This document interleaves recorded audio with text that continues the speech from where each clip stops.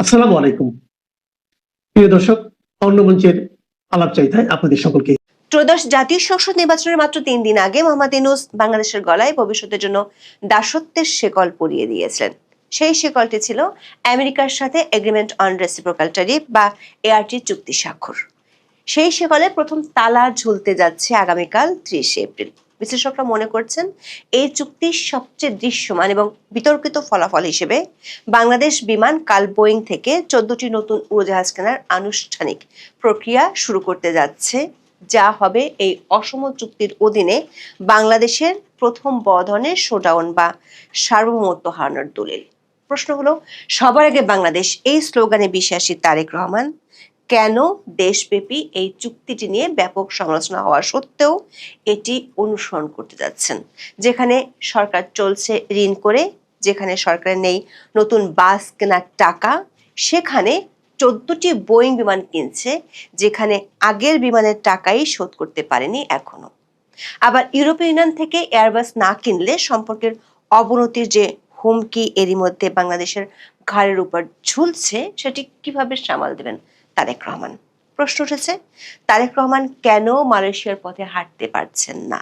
বিস্তারিত জানতে চলুন যাওয়া যাক বিশ্লেষণে।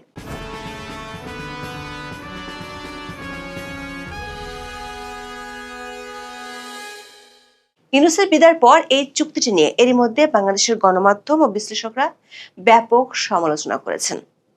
তাদের কথার সারমর্ম হলো, মার্কিন যুক্তরাষ্ট্রের সাথে স্বাক্ষরিত এই পারস্পরিক শুল্ক চুক্তিটি নিছক একটি বাণিজ্যিক দলিলে সীমাবদ্ধ নয়। এটি বাংলাদেশের রেগুলেটরি স্বায়ত্তশাসন, আমদানি ব্যবস্থাপনা এবং কৌশলগত নমনীয়তার উপর ওয়াশিংটনের সরাসরি নিয়ন্ত্রণ প্রতিষ্ঠার একটি মাধ্যম। সমালোচকদের মতে এই চুক্তিটি এমন এক সময় করা হয়েছে যখন বাংলাদেশের উপর মার্কিন প্রশাসন শুল্কের খড়গ ঝুলিয়ে রেখেছিল।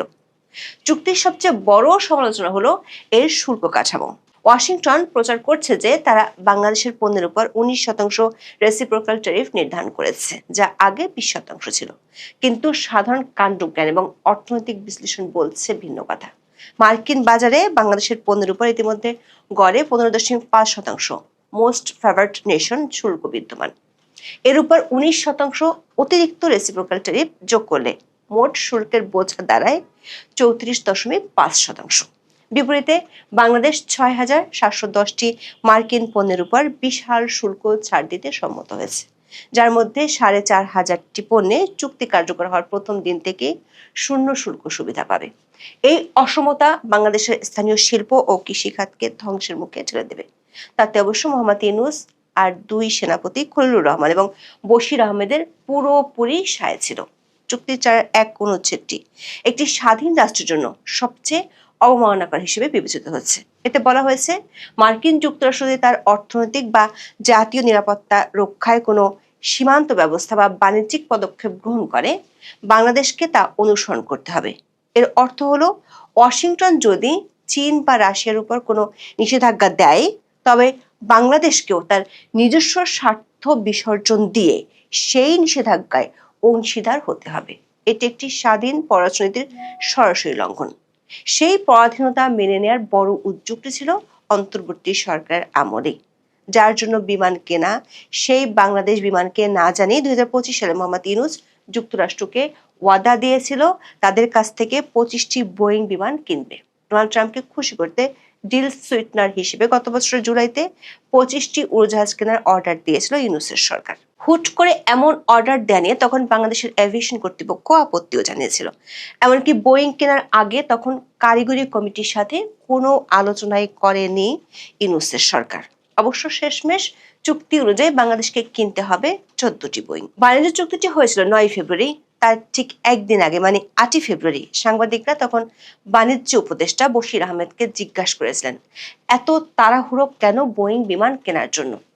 কোনো সদুত্তর না দিয়ে বশির আহমেদ সেদিন বলেছিলেন, বাণিজ্য ঘাটতি কমাতে 2035 সালের মধ্যে যুক্তরাষ্ট্রের বোয়িং কোম্পানি থেকে 14টি উড়োজাহাজ কেনার সিদ্ধান্ত নিয়েছিল অন্তর্বর্তী সরকার।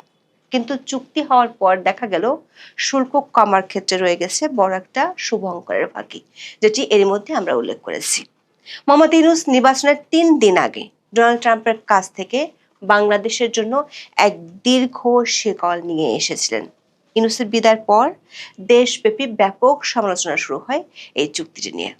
গণমাধ্যম থেকে শুরু করে বিশ্লেষকরা এই চুক্তিটির চুলচেরা বিশ্লেষণ করেছে। তাতে দেখা যাচ্ছে এই চুক্তিতে এমন একটি শব্দ নেই যেটি বাংলাদেশের পক্ষে যেতে পারে। সোজা কথা হলো, আমেরিকা একটি চুক্তি ধরিয়ে দিয়েছিল আর ইউনূস ক্ষমতায় থাকার জন্য সেই চুক্তিটি অক্ষরে অক্ষরে মেনে নিয়েছিল। দেশের মানুষের আশা ছিল চুক্তির 6-5 অনুচ্ছেদে যেহেতু চুক্তি বাতিলের বিধান আছে, সেটি কাজে লাগিয়ে বিএনপি সরকার হয়তো কিছু একটা করবে। দর্শক, চুক্তি অনুযায়ী যে কোনো পক্ষ অন্য পক্ষকে লিখিতভাবে সমাপ্তির নোটিশ দিয়ে এই চুক্তি বাতিল করতে পারে। এক পক্ষ অন্য পক্ষকে লিখিত নোটিশ দেওয়ার 60 দিনের পর চুক্তিটি বাতিল হয়ে যাবে। বিশেষ করে মার্কিন যুক্তরাষ্ট্রের আদালতের রায় হওয়ার পর মালয়েশিয়া আমেরিকাকে সাফ জানিয়ে দিয়েছে তারা এই চুক্তি আর কন্টিনিউ করবে না। অনেকেই ভেবেছিলেন বাংলাদেশ হয়তো মালয়েশিয়ার পথ অনুসরণ করবে, কিন্তু এরই মধ্যে বিএনপি সরকারের পররাষ্ট্রমন্ত্রী, যিনি ইউনূস সরকারের সময় জাতীয় নিরাপত্তা উপদেষ্টা ছিলেন, তিনি জানিয়ে দিয়েছিলেন এই যে দেশব্যাপী যে চুক্তিটাকে গোলামী চুক্তি বলা হচ্ছে, সেটি স্বাক্ষরের আগে দুই বড় দল বিএনপি ও জামাতের সাথে নির্বাচনের আগে মার্কিন প্রতিনিধিরা বৈঠক করেছিলেন। তার মানে তারেক রহমান প্রধানমন্ত্রী হওয়ার আগেই এই চুক্তি দিয়ে বাংলাদেশ যে মার্কিন শিকলে পড়তে যাচ্ছে সেটি জানতেন। সে কারণেই কি সরকার গঠনের 71 দিন পার হলেও এখনো সংসদে এত বড় একটা ইস্যু নিয়ে আলোচনাই হয়নি। এমনকি 29শে ফেব্রুয়ারি স্বতন্ত্র সদস্য রুমিন ফারহানা এ নিয়ে কথা বলতে গেলে তাকে থামিয়ে দেন স্পিকার। দর্শক, দেশব্যাপী এই চুক্তি নিয়ে বড় রকমের সমালোচনার মধ্যে দিয়ে চুক্তির 6ষ্ঠ ভাগের প্রথম অনুচ্ছেদটি অক্ষরে অক্ষরে পূরণ করতে যাচ্ছে বিএনপি সরকার। এই অনুচ্ছেদে বলা হয়েছে বিমান বাংলাদেশ এয়ারলাইন্স 14টি বোয়িং বিমান ক্রয়ের ইচ্ছা পোষণ করেছে। পাশাপাশি অতিরিক্ত বিমান ক্রয়ের একটি অপশন রয়েছে। ইউনূসের পরিয়ে দেওয়া শিকলের জন্য তালা কিনতে বিএনপি সরকার একটু দেরি করেনি। চলতি বছরের 4 এপ্রিল বিমান প্রতিমন্ত্রী রশিদুজ্জামান মিল্লাত সাংবাদিকদের বলেন, অন্তর্বর্তীকালীন সরকার নীতিগতভাবে 14টি বোয়িং উড়োজাহাজ কেনার অনুমোদন দিয়েছে, যার কেবল আনুষ্ঠানিক চুক্তি স্বাক্ষর বাকি রয়েছে।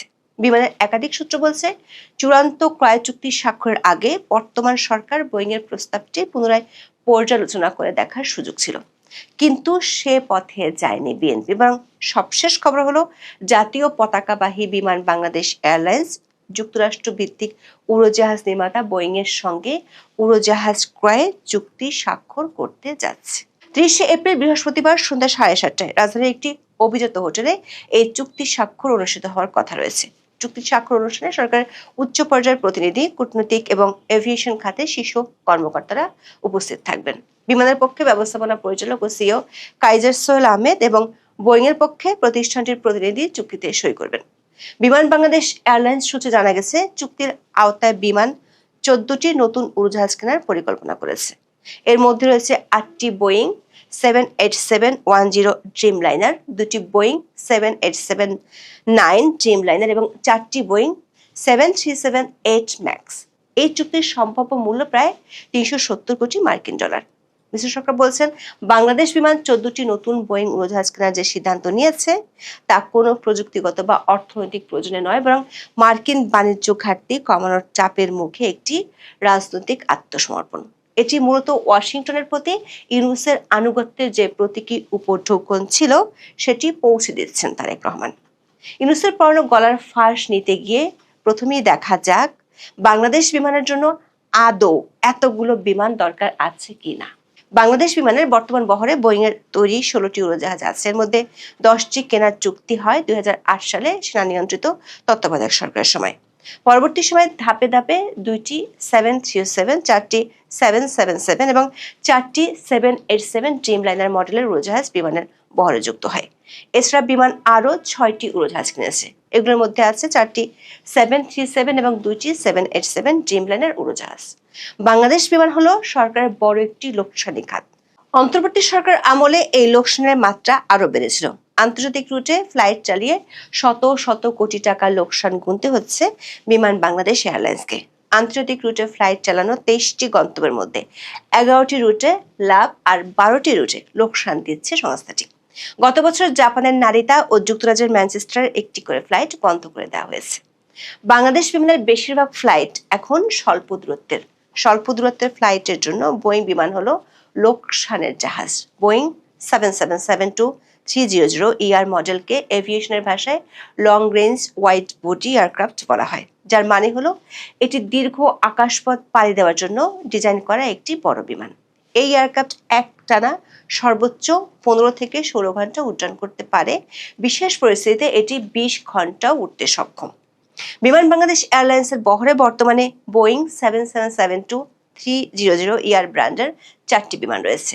এমন পরিস্থিতিতে আরও 14টি বোয়িং বিমান কেনার অর্থ হলো রাষ্ট্রের কোটি কোটি টাকা ভবিষ্যতে গচ্চা দেওয়ার সুবন্দোবস্ত করা। দ্বিতীয় এবং সবচেয়ে গুরুত্বপূর্ণ প্রশ্ন হলো, এতগুলো বিমান কেনার সামর্থ্য বাংলাদেশের আছে কি না। বর্তমানে একটি বোয়িং এর দাম 950 থেকে 1200 কোটি টাকা।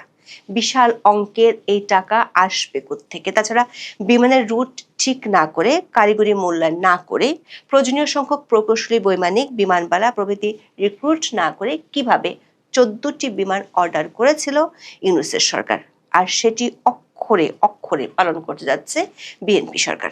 দৈনিক কালের কণ্ঠের খবরে বলা হয়েছে, দেশের অর্থনীতিতে চলছে টানাটানি, তহবিল সংকটে বাড়ছে ধারকর্য, জ্বালানি তেল, বিদ্যুৎ, গ্যাসের জন্য চারদিকে হাহাকার। এই সংকটকালে খোদ সরকারি যখন সর্বস্তরে কৃচ্ছ সাধনে জোর দিয়েছে, তখন চলছে যুক্তরাষ্ট্র থেকে 14টি বোয়িং কেনার আয়োজন। দেশের অর্থনীতির দুঃসময় এমন বিলাসী কেনাকাটা নিয়ে বিভিন্ন মহলে প্রশ্ন উঠেছে। বিশেষজ্ঞরা মনে করেন, একদিকে জ্বালানি সংকটে যানবাহন স্থবির, ডিজেলের অভাবে কৃষকের সেচ পাম্প চলে না, অন্যদিকে সরকারি মিতব্যয়িতার ঘোষণা জারি রেখে এমন ব্যয়বহুল কেনাকাটা সরকার নীতির সঙ্গে সাংঘর্ষিক। তৃতীয় প্রশ্ন হলো, যে বোয়িং এর অ্যাক্সিডেন্ট রেট সবচেয়ে বেশি, সেটি কেন কিনছে বাংলাদেশ? অন্তর্বর্তী সরকার বোয়িং কেনার আগে কারিগরি কমিটির সাথে কোনো আলোচনাই করেনি। একটা সময় ছিল যখন বোয়িং কোম্পানির বিমানগুলোকে পৃথিবীর সবচেয়ে নিরাপদ বিমান মনে করা হতো। কিন্তু বোয়িং 737 ম্যাক্স এবং 787 ড্রিমলাইনার উড়োজাহাজের উৎপাদন প্রক্রিয়া নিয়ে অনেক দিন ধরেই কাজ করায় বোয়িং। 2018 এবং 2019 সালে বোয়িং 737 ম্যাক্সের দুটি মর্মান্তিক দুর্ঘটনায় 346 জনের মৃত্যু হয়। তারপর থেকে এই ধরনের বিমানে মারাত্মক নিরাপত্তার ত্রুটি নিয়ে বিশ্বব্যাপী প্রশ্ন ওঠে। 2025 সালের জুনে ভারতের আহমেদাবাদে একটি বোয়িং 787 ড্রিমলাইনার দুর্ঘটনায় 241 জনের মৃত্যু বোয়িং এর সুনামকে প্রশ্নবিদ্ধ করেছে। বিভিন্ন সময় হুইসেল ব্লোয়াররা বোয়িং এর উৎপাদন প্রক্রিয়া নিয়ে প্রশ্ন তুলেছেন। কোম্পানিটির অপারেশনাল অদক্ষতা আর উৎপাদন বিলম্বের জন্য এখন বেশিরভাগ দেশই বোয়িং বিমান কিনতে চায় না। সে তুলনায় এয়ারবাসকে অনেক বেশি নির্ভরযোগ্য মনে করা হয়। 2023 সালের শেখ হাসিনা সরকারের আমলে বাংলাদেশ বিমান 10টি এয়ারবাস কেনার প্রতিশ্রুতি দিয়েছিল, যা ইউরোপীয় দেশ ফ্রান্সের সঙ্গে কূটনৈতিক সম্পর্কের অংশ ছিল। ফরাসি প্রেসিডেন্ট মাখো নিজেই এই বিষয়টি সামনে এনেছিলেন, কিন্তু সেই চুক্তিকে হিমঘরে পাঠিয়ে দিয়েছিলেন মোহাম্মদ ইউনূস। আর তাতে সরাসরি মন্তব্য করেছেন বাংলাদেশ নিযুক্ত জার্মান রাষ্ট্রদূত, বলেছিলেন ইউরোপীয় দেশ থেকে এয়ারবাস না কিনলে ইইউ এর সাথে বাংলাদেশের অর্থনৈতিক সম্পর্ক ক্ষতিগ্রস্ত হতে পারে। এমনকি গত বছরের 4 নভেম্বর ইইউভুক্ত 4টি দেশের রাষ্ট্রদূত ঢাকায় এয়ারবাসের পক্ষে শোডাউন করেছিলেন। দেশের নানামুখী সমালোচনা আর আন্তর্জাতিক মহলে বন্ধু হারানোর শঙ্কা সত্ত্বেও তারেক রহমানের সরকার শেষ পর্যন্ত যুক্তরাষ্ট্র থেকে বোয়িং কেনার পথেই হাঁটছেন। প্রশ্ন হলো, সবার আগে বাংলাদেশ নীতি থেকে কি বিএনপি সরে আসলো, নাকি সরে আসতে বাধ্য হলো? যদি তাই হয়, তাহলে $মিলিয়ন প্রশ্ন হলো, কেন এই সরে আসা? এখন এ পর্যন্ত। সবাই ভালো থাকুন, সুস্থ থাকুন, নিরাপদে থাকুন। দেখা হবে আগামী পর্বে।